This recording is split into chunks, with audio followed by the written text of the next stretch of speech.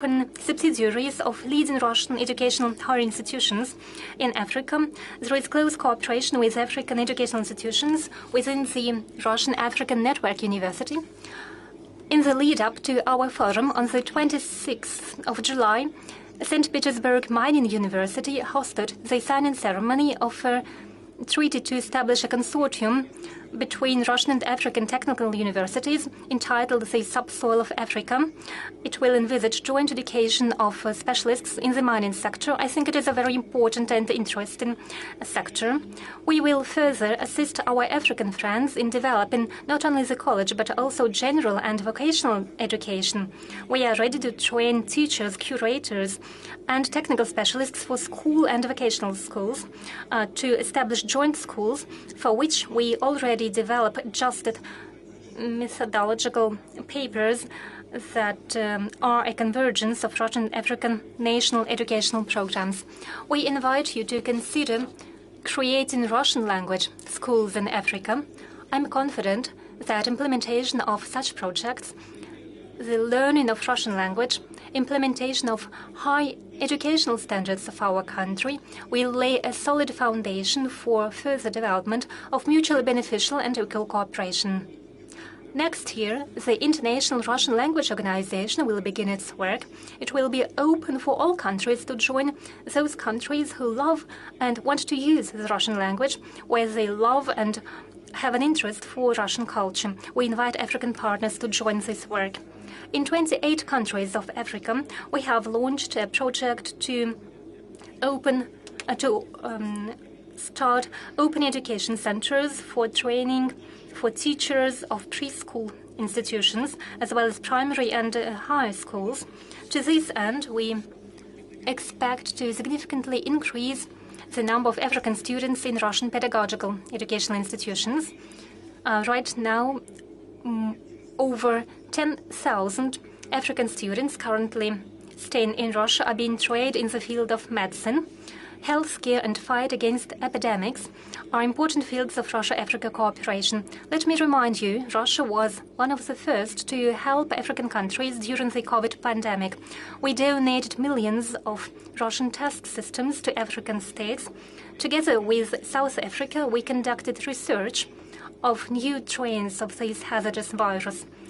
Throughout the past months alone, we donated 2 Russian mobile labs to the Democratic Republic of Congo. We continued equipping the Russian Guinea Center for the infection study in Kindia, where over 20 diagnostic means have been developed.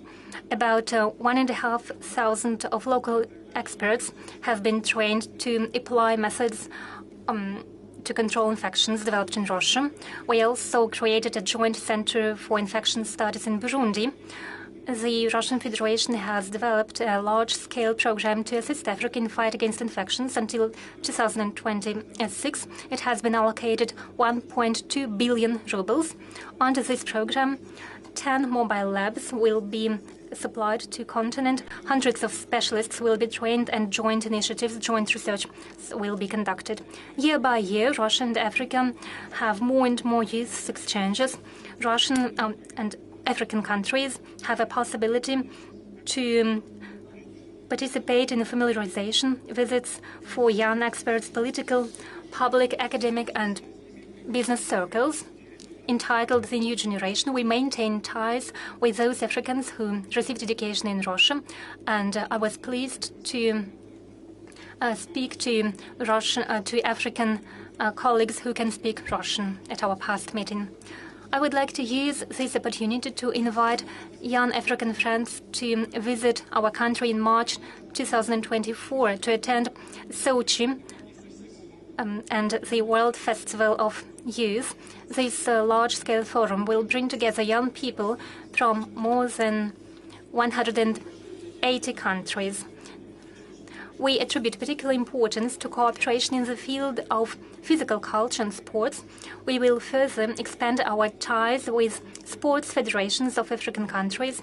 We suggest that we intensify cooperation between sports educational institutions of Russia and African countries. We propose to hold university exchanges, volunteer programs, as well as joint matches in different field sports between educational institutions. We invite African athletes to participate in the International University Sports Festival to be held in August next year in the city of Yekaterinburg, and in the Games of the Future that will be held in February and March 2024 in the city of Kazan. They are a combination of dynamic sports with most popular video games and technological devices. This new format will be a combination of classic and innovation sports. The Russian side also intends to build up its cooperation with African countries in the field of mass communications, in particular in the fields of content exchange, training courses for employees and students of the mass media, and expert events. We are already working on opening offices of leading Russian media outlets in Africa, such as TASS Information Agency, Россия Сегодня, RT Channel, and Rossiyskoya Gazeta and VGTRK.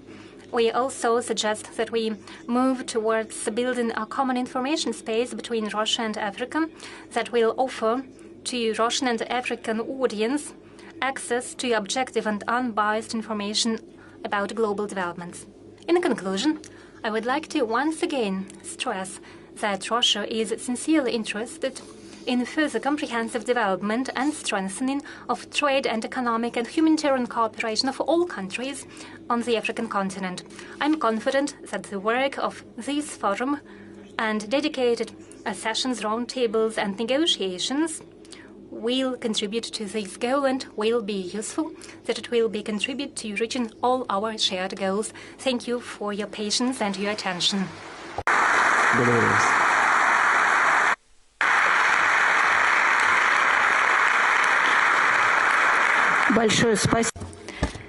Thanks a lot, Mr. President. Your statement clearly defined the prospects, the essence, and the main areas of Russia-Africa cooperation amid changes in global world order. I believe that the participants to our forum received their answers to the most urgent issues that are of concern to both Russia and Africa. Cooperation between sovereign states on an equal footing is always a one or a two-way street. People in Russia are genuinely interested in knowing the opinion of African partners on the situation on the globe and the prospects of our cooperation. I am honored to give the floor to the chairman of the African Union, President of the Union of the Comoros, His Excellency Mr. Azali Assoumani.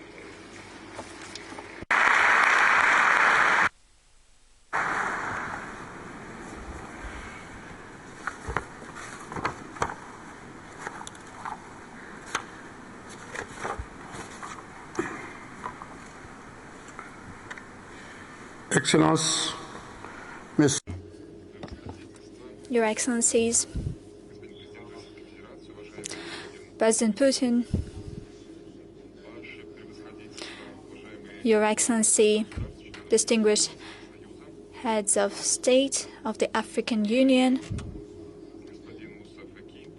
Your Excellency, Mr. Moussa Faki, President of the AU Commission, distinguished representatives of the Russian Federation and of St. Petersburg, distinguished participants. It gives me great pleasure today to convey the greetings of the African Union to the second Russia-Africa Summit in St. Petersburg. It gives me great pleasure today to have this opportunity to speak on behalf of our organization on certain issues that are important to Africa, as well as to talk about our cooperation with Russia, an active global power that is actively present on our continent. From the outset, allow me to warmly thank, on my personal behalf, on behalf of the African Union, to thank the authorities of the Russian Federation for this warm welcome accorded to us in the wonderful city of St. Petersburg. Thank you for organizing this event. We are in northern Venice. It is a wonderful city. It shows the grandeur of Russian wisdom and the grandeur of its creator, Peter the Great. Currently, it is hosting the second Russia-Africa Summit, and today we talk about our shared history. Your Excellencies, ladies and gentlemen,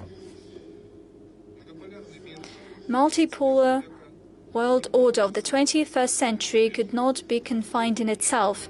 That is why Africa wants to establish honest win-win partnership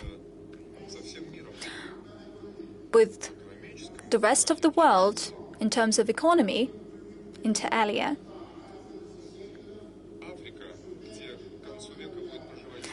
By the end of this century, 3.8 billion people will live in Africa. It wants to establish close cooperation with a great number of partners, both bilaterally and multilaterally.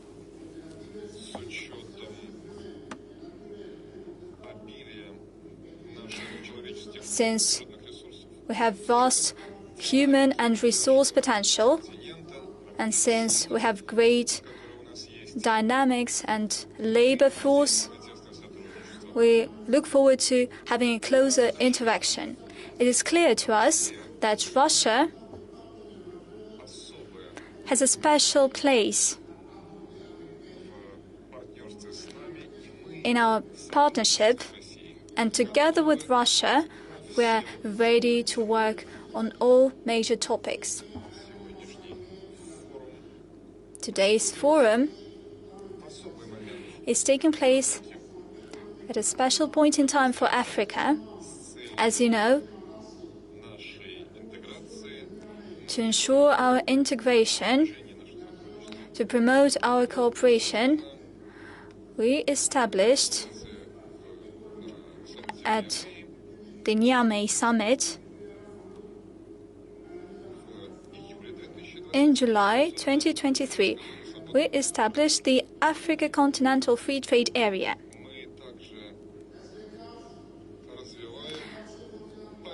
We're also developing the 2063 Africa Development Agenda. All these projects should lead us to new opportunities, both for local and international enterprises that are ready to invest in Africa. To achieve these goals, our partners certainly should adjust their activities to the peculiarities of our continent. Namely, they are indicated in 2063, namely when it comes to developing our infrastructure, industrialization process, the energy issues of our continent. These are the main aspects, the main areas where we can have an active cooperation with Russia. It is very important today to refocus our approaches in order to build win-win partnership, to diversify our economy, especially since today we're chiefly exporting raw materials, but we're living through an industrialization period, and we're working in order to ensure sustainable jobs. That is especially important for our youth. That is why it is so important to enhance public-private partnership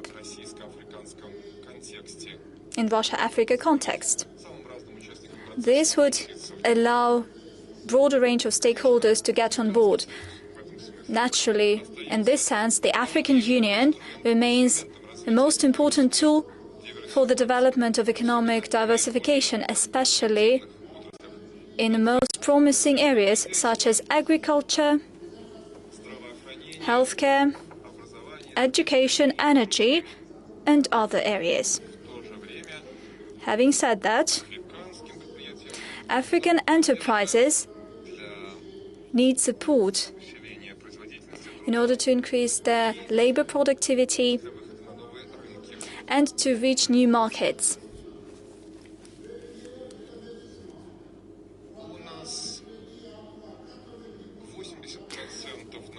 80%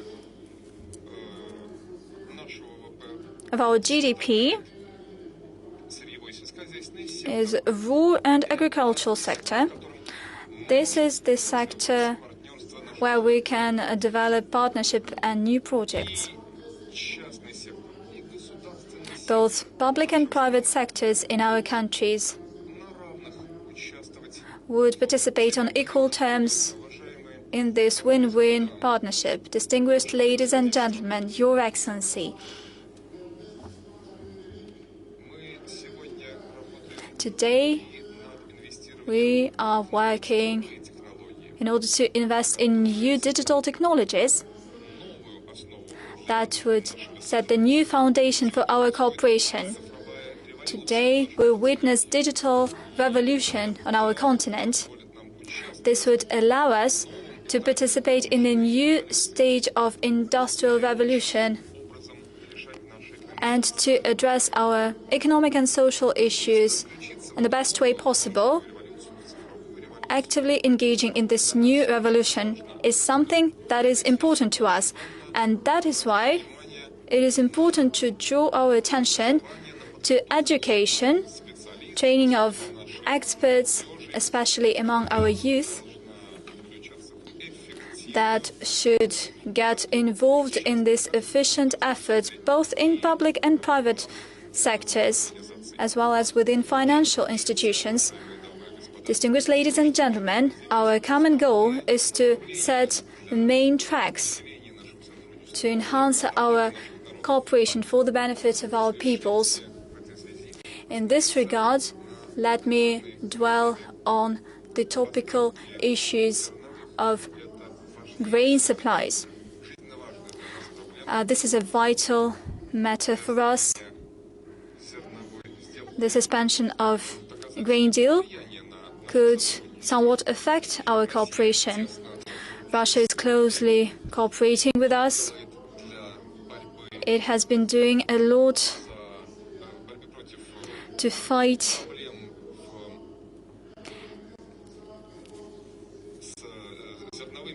against grain shortages and food crisis.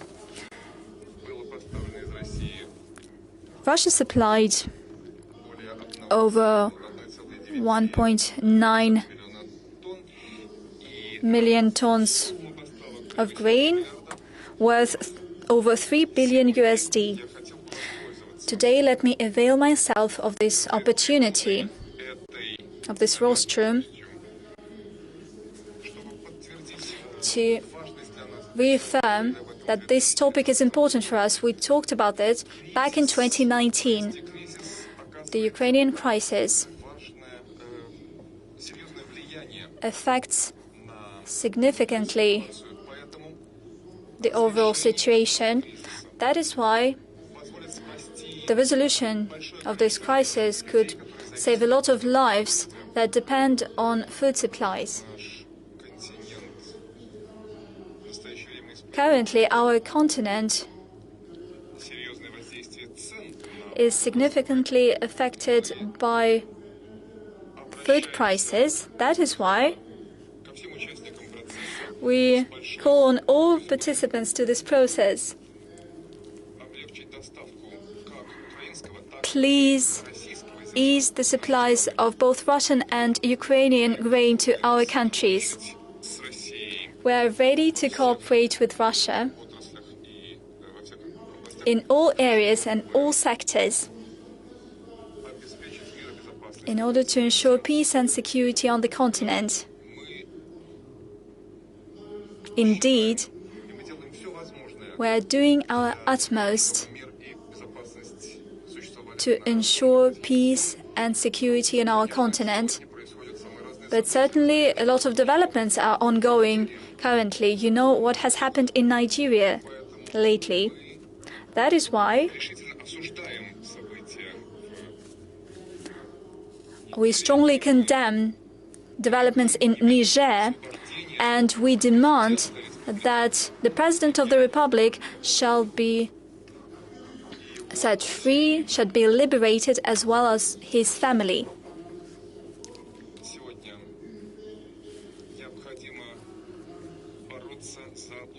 Currently, we need to ensure sustainable peace between Russia and Ukraine. That is the kind of message that is sent by the African Union, and I personally, that is something that we had in mind when we visited Kiev, President Zelensky, and we request President Putin to ensure peace. We are confident that our call for peace would be heard, because that is something that the humanity needs today. On behalf of the African Union, I once again call to peaceful coexistence of Russia and Ukraine, fraternal peoples, neighboring peoples. I thank you for hearing and listening to our call. Today, we are fighting for a multipolar world. The Africans know it especially well that the global system needs to be reformed, namely the United Nations system.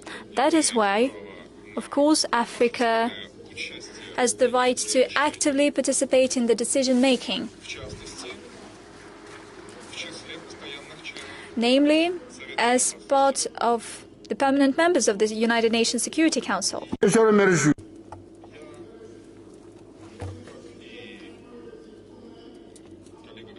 Just as my successor, I will continue to work in this, and I would like to make sure that we hear applause in this hall right now, and I hope that the great work of promoting the role of Africa in the world will be supported by the Russian Federation.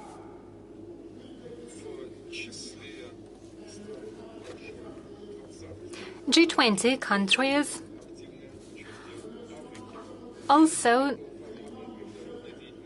need to make sure that Africa becomes part of G20, otherwise it won't be able to be effective.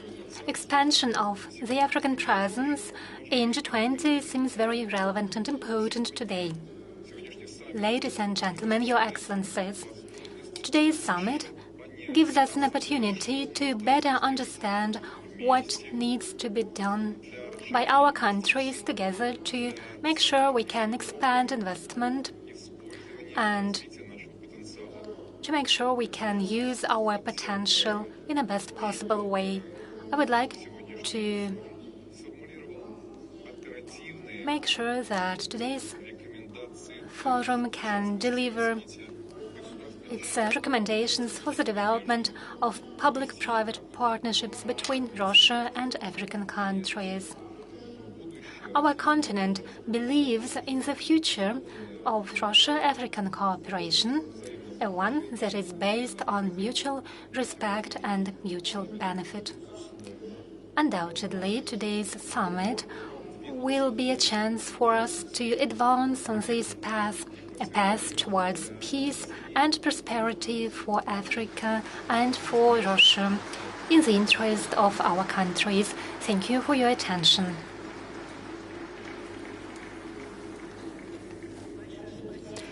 Thank you so much, Your Excellency, Mr. President, in your statement, you showed that Russia and Africa have similar positions on the situation in the world and new possibilities for our relations, and they converge in many respects.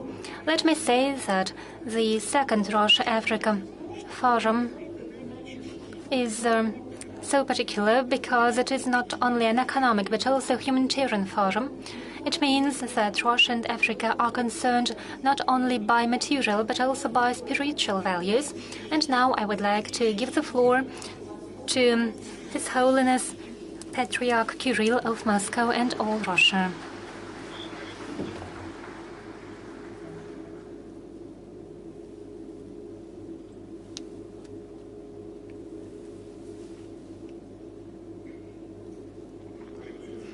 Your Excellency, esteemed President of the Russian Federation, Your Excellency, esteemed Mr. Azali Assoumani, President of the Union of Comoros, esteemed leaders and high representatives of African countries.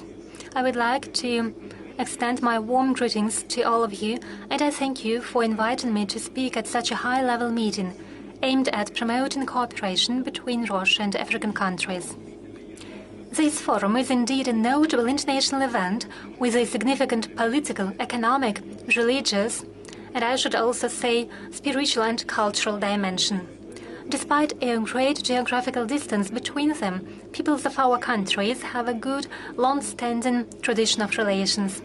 The secret behind their friendship is that Russia has never viewed the continent as a land to derive benefit from or as a target of colonization.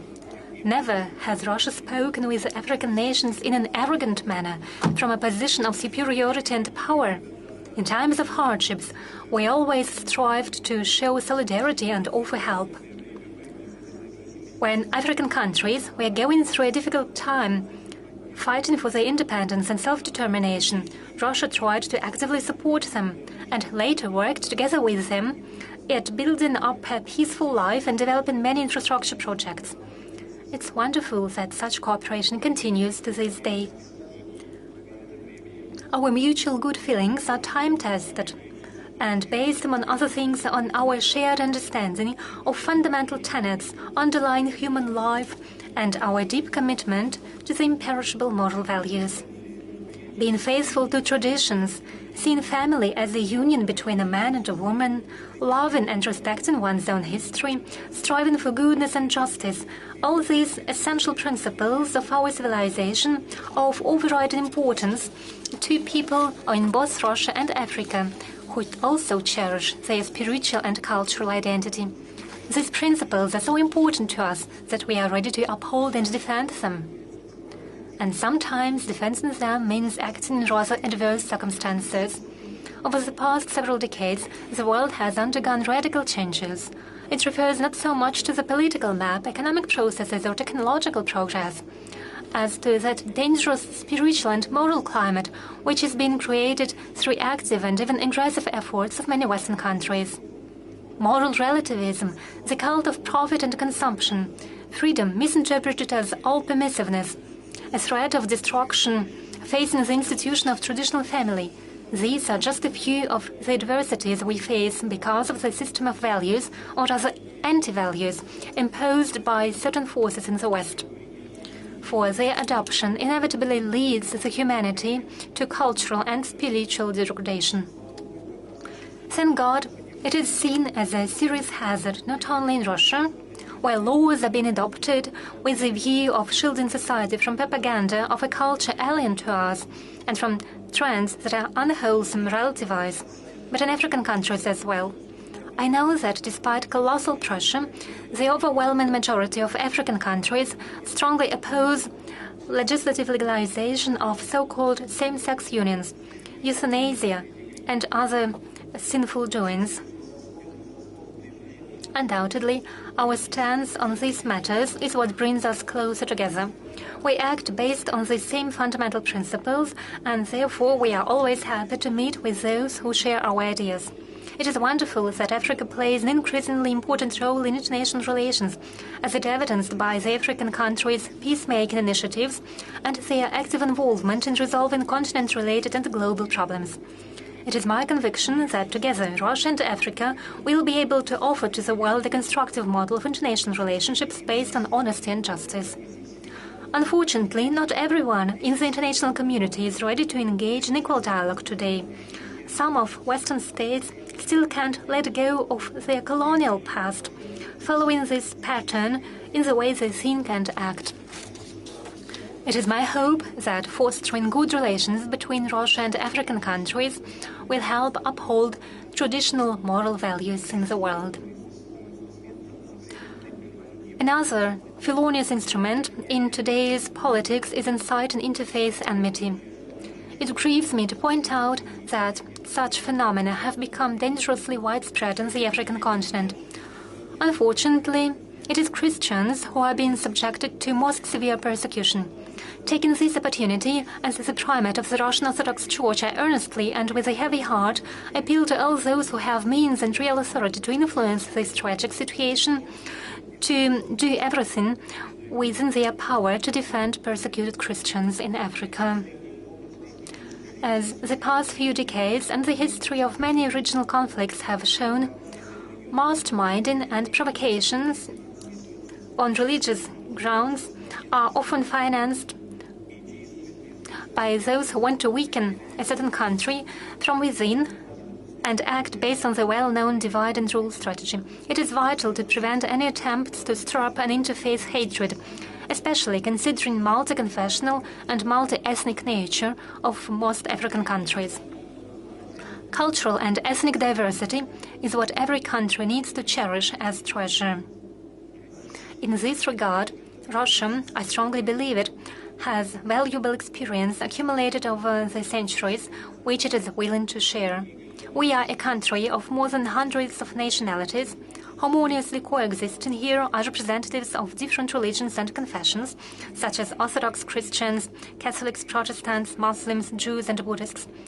Living side by side with one another, we freely profess our faith and cooperate in educational, humanitarian, peacemaking, social, and other spheres. And as an instrument to do so, we established dedicated organizations where we not only consult each other but also develop joint action plans.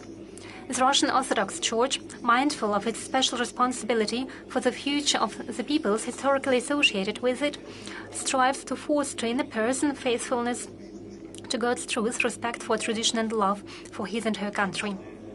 Recently, the Russian Orthodox Church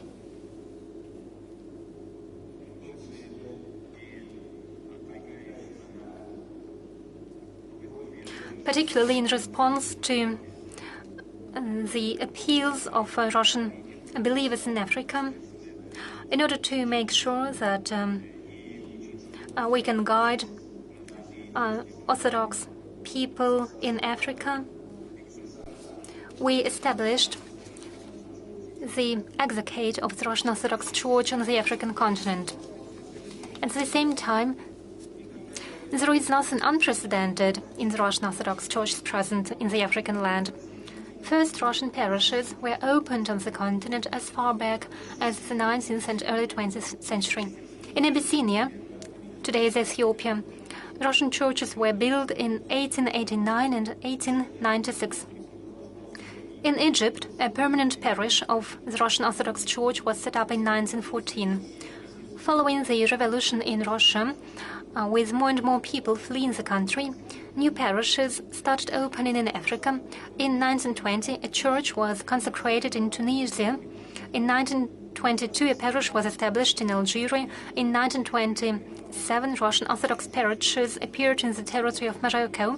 And in 1998, I had the honor to consecrate the first Russian church in South Africa.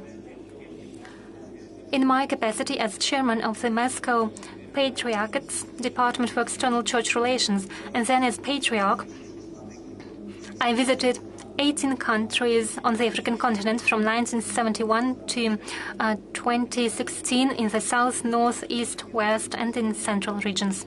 My meeting with Mr. Nelson Mandela in his house in the early November of 1990 was particularly important to me.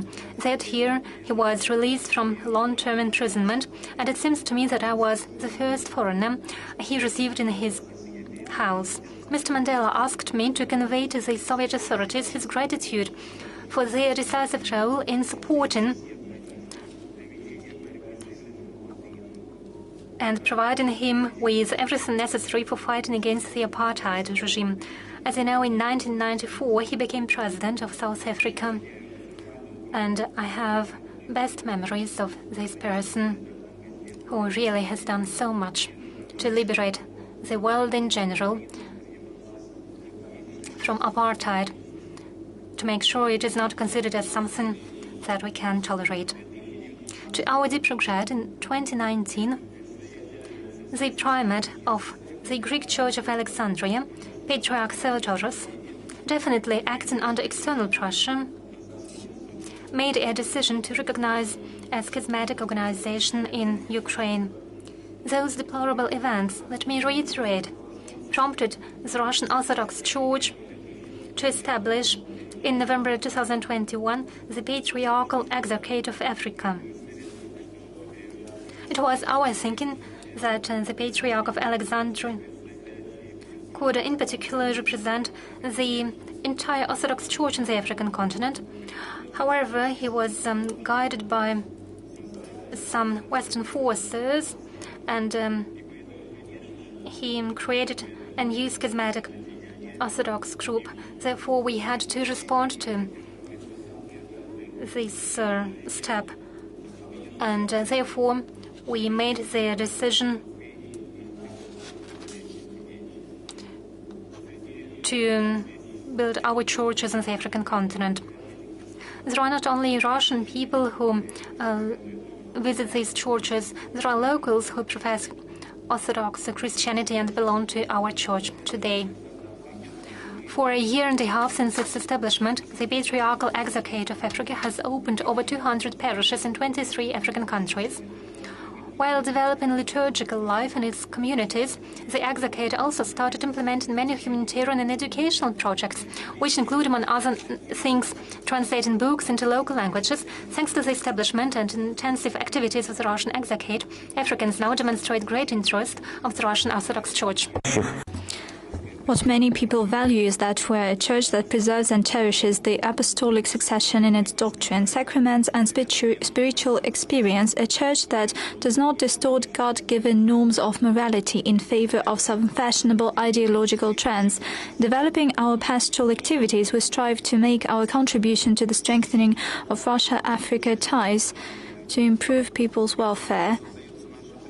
Wherever our parish is open, there are new schools, water wells, electric substations, hospitals, and cultural centers. We are willing to build up constructive relationships with other religious organizations in Africa.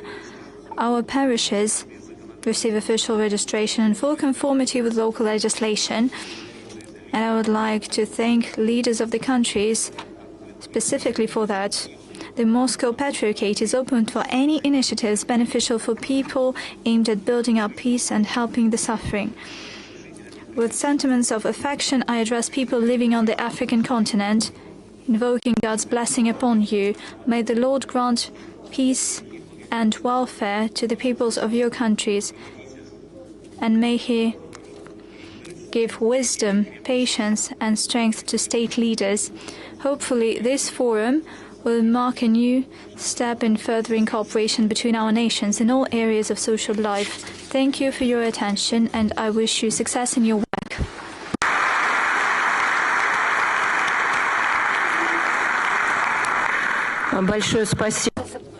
Thanks a lot, Your Holiness. Thank you for your statement.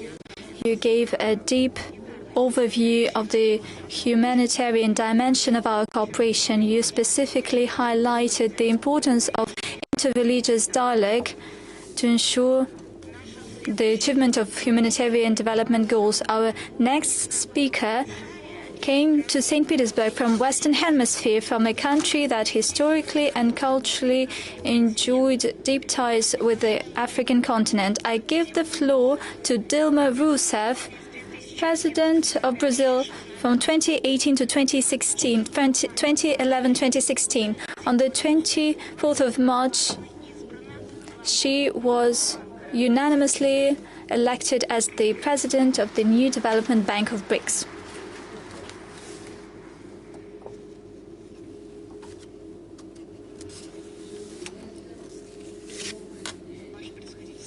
Your Excellency, President Vladimir Putin of the Russian Federation, Your Excellency, President of the Union of the Comoros and Chairman of the African Union, distinguished heads of state and government, ladies and gentlemen,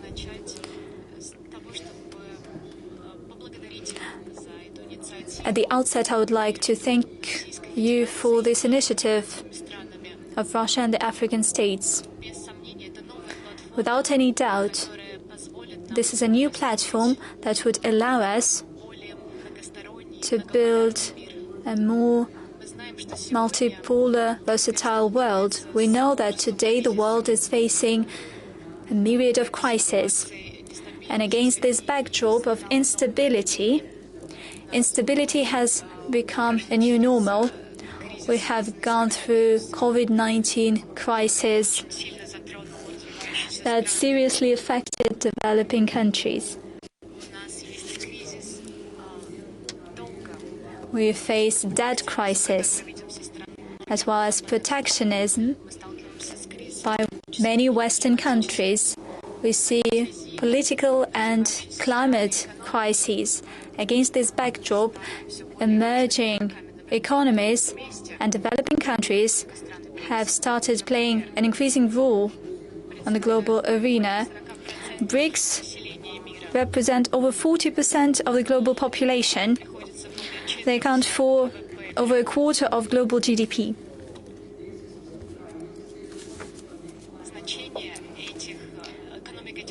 The importance of the economies of these countries is hard to overestimate. They cannot be compared to G7 economies. We know that protectionist policy that has always been pursued by one party always affects developing countries. The use of sanctions for political means and attempts to expand the jurisdiction of one country outside its territory does not resolve any problems. Quite the contrary, it aggravates these problems, as you might witness. We can see it in all repercussions, namely food security. We also witness it at the current forum that discusses both economic and humanitarian issues, the BRICS New Development Bank.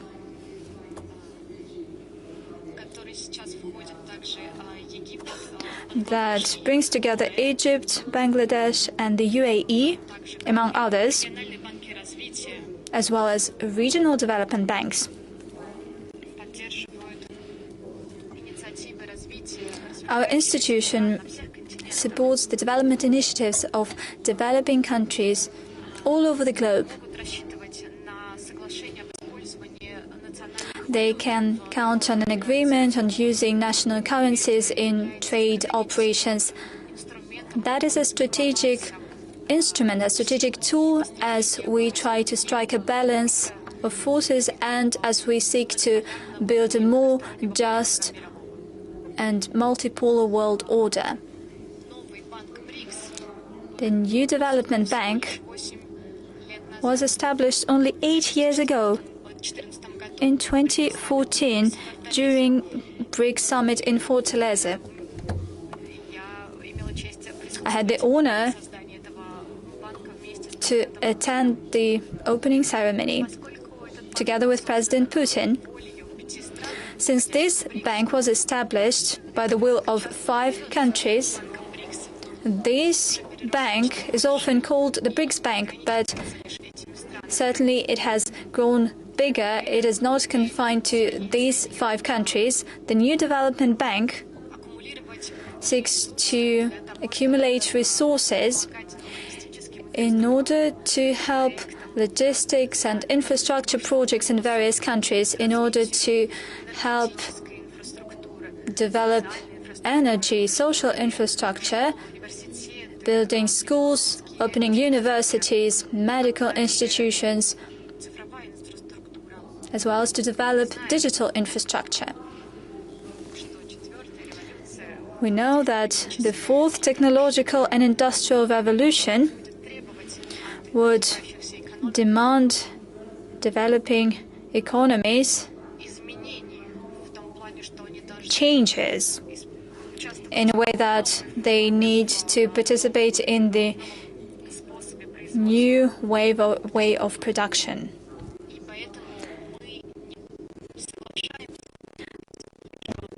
That is why we do not want to be the leaders of consumption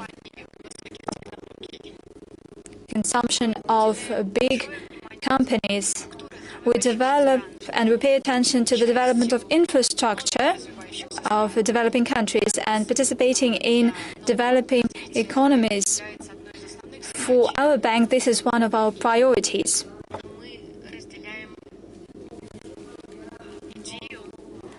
We share the view that our work should be aimed at prosperity and well-being of our peoples, at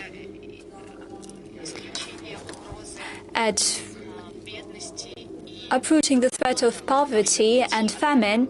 We need to get away from this famine issue in our countries. We have been working in the spirit of genuine multilateralism. The bank is working in order to pass on best practices and experience of our development. That is something that was devised by our governments. It is important to note that the new development bank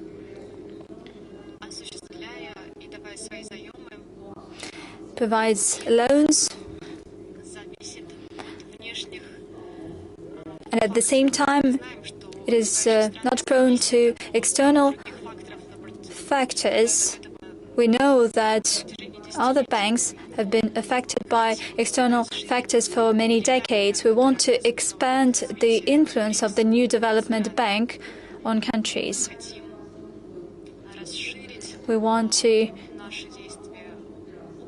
expand our activities. We want to strengthen the bank as a platform where global South countries could develop. In this regard, developing countries of all continents, especially Africa, Latin America, Asia, are our strategic partners. We're currently expanding the number of our shareholders and partnerships, but we are also expanding the importance of our projects that we are funding. We want to increase and enhance our clout in the region. We want to have a greater and closer cooperation with all the countries that are represented in the bank. We want to seek partnerships with countries, not only work with projects, we also want to work with private sector on projects that are of special importance. We would also like to get revenues from various markets and in various currencies. That is especially important. The new development bank would get revenues in various markets and in various currencies, not only dollars and euros, but also I'm talking about various currencies of developing world. We would like to increase the number of operations in national currencies in order to strengthen local markets that are part of the new development bank. We believe it is important to increase the share of private investment. We believe that our participants should not suffer from problems that could emerge in Western markets. That is why we develop our payment systems.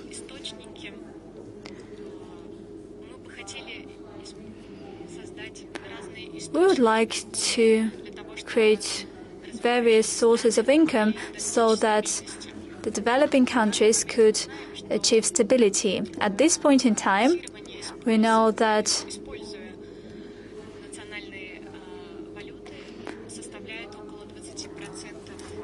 national currency settlements account for 20% of all operations of our bank. Nearly a third of all transactions in Chinese banks are carried out in national currency. As for our program for 2022-2026, there are some 30% of participation of a share of national currencies. Let me especially draw your attention to the fact that the use of national currencies is one of our priorities as we build a new financial architecture in the world. We're not saying that you need to replace some currencies. We are saying that we need to expand the use of national currencies and expand the existing infrastructure. Latin American countries, as well as African and Asian countries, often suffer from negative economic repercussions that they cannot control. For instance, increasing interest rates,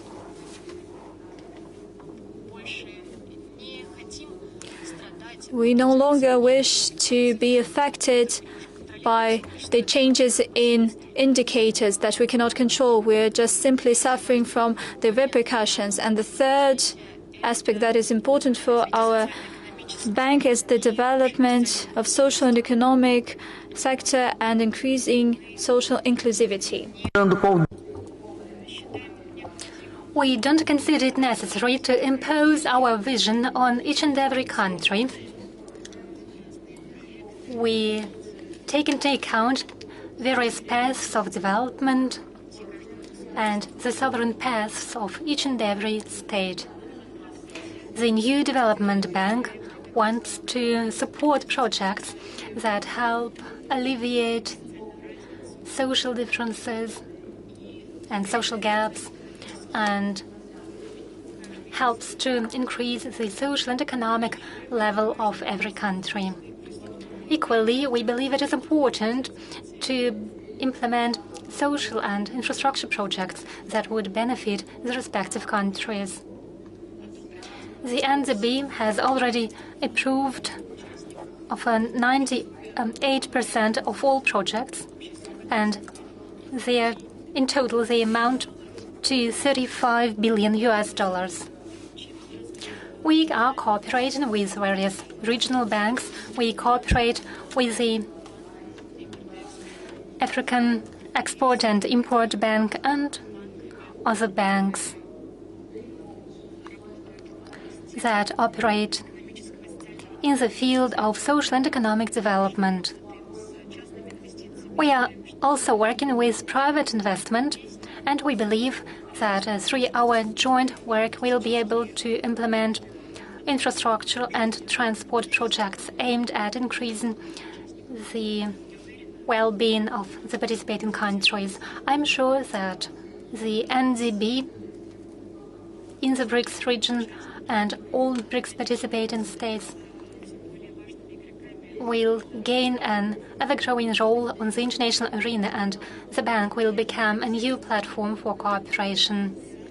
In this context, this summit is up to the challenges of modern time, and our bank helps achieve a multilateral peace to the benefit of the developing countries.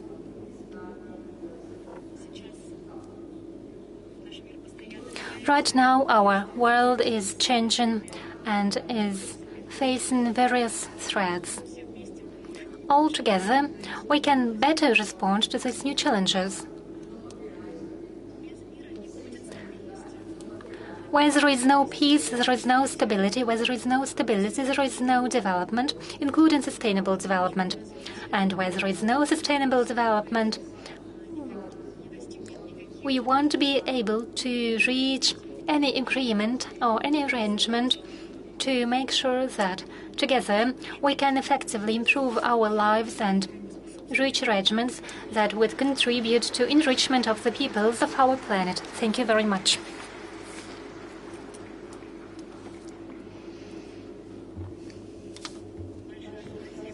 Thank you very much, esteemed Madam Rousseff, for your statement.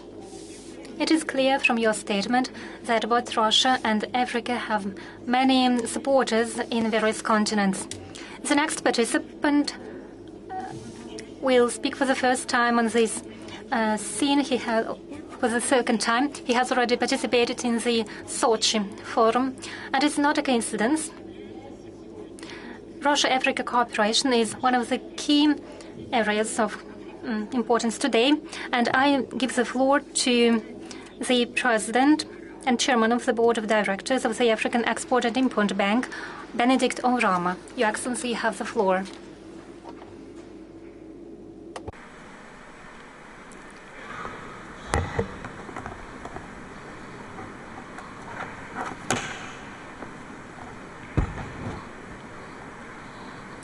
His Excellency Vladimir Putin, our dear host and President of the Russian Federation, Your Excellency Azali Assoumani, President of the Union of the Comoros and Chairperson of the African Union, Your Excellencies, African heads of state and their representatives here present, Your Excellency Musa Faki Mahamat, the Chairman of the African Union Commission, Your Excellencies, distinguished ladies and gentlemen. It gives me a great pleasure to have been given the opportunity to make remarks during the 2023 Russia-Africa Economic Forum. Special thanks to His Excellency President Putin, his government and the people of Russia for demonstrating once again the strong bond of friendship and partnership between the Russian people and the African people, even in the midst of unprecedented global challenges. Your Excellencies, when we met in Sochi in 2019, during the first Russia-Africa Economic Forum and Summit, we committed to systematically pursue stronger trade and investment ties between Russia and Africa, to reset socio-economic relations on the foundations of the solidarity formed during Africa's struggle for independence in the 1950s and the 1960s. We projected moving two-way trade to closer to $40 billion by 2026. Your Excellencies, in the 4 years to 2021, the trade flows reached almost $20 billion, from about $10 billion 5 years earlier. These are despite the COVID-19 pandemic and other significant global difficulties. With the strong partnership between Afreximbank and Russia Export Center, we expect a doubling of the trade flows in the next 4 years. Some progress is being made, and we believe that this is achievable. The global food security challenges have brought to the fore the critical role trade with Russia plays in guaranteeing Africa's food security. A significant proportion of African economies depend on Russia for the supply of fertilizers, and 30% of African cereal imports are from Russia. Ensuring that these trade flows continue remains a priority of Afreximbank and its African member states. That is why, in the context of the unprecedented global uncertainties, Afreximbank has been working with the African Union Commission, the United Nations system, and our Russian partners to use an e-commerce platform called the Africa Trade Exchange to facilitate seamless flow of goods and payments in any currencies the sellers and buyers choose, and in a transparent manner. Afreximbank is able to offer trade services, SC confirmation facilities, and payment services under that platform. It also offers other banks the opportunity to participate in supporting the trade. The Africa Trade Exchange is a platform which we use to pool African demand for grains and fertilizers, against which Afreximbank has placed an aggregate credit limit amounting to $3 billion to support the trade. The $3 billion represents what is available and can be used on a revolving basis to support the significant demand for food and fertilizers today on the continent of Africa. We look forward to continuing this effort with our Russian partners and using this platform to ease access to grains and fertilizers. Every day, 300 million Africans go hungry, and it is important that we all do our best to make sure that until we begin to achieve food sovereignty, that we ensure that food security is attained.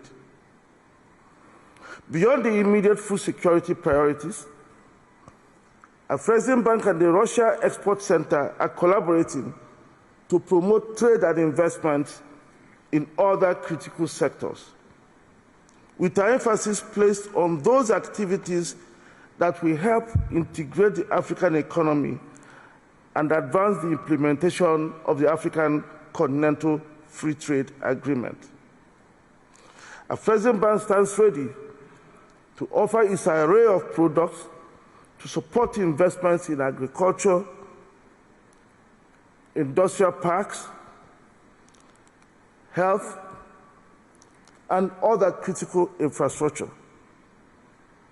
Through partnership with the Russia Export Center, Afreximbank will be able to support African investors also who are willing to exploit the opportunities in Russia.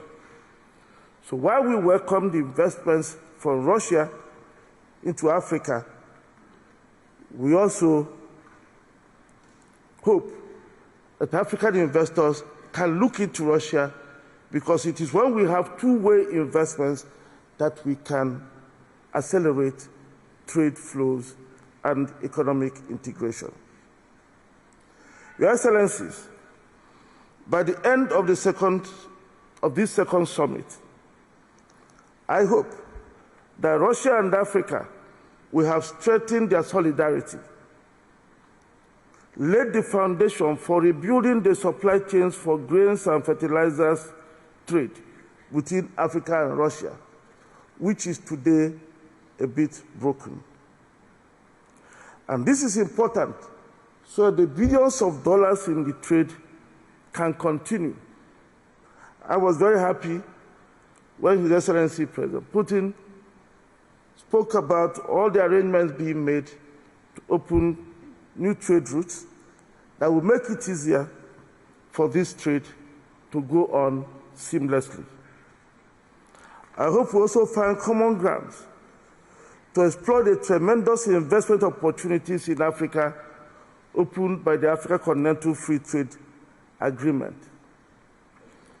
Your Excellencies, less than 20 years ago, Russia was a net importer of food. Today, Russia accounts for 20% of world exports of grains. We hope that the new partnership we are forging with Russia under the Russia-Africa Summit will make it possible for Africa to attain the same goal in a very short time. I thank you for listening.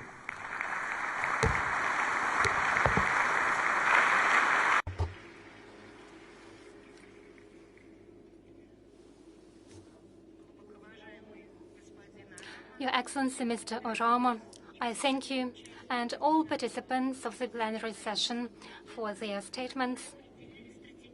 They set out the strategic areas of our further discussions. Your Excellencies, distinguished participants and guests, the plenary session is over. I wish you all a successful and efficient work. Thank you.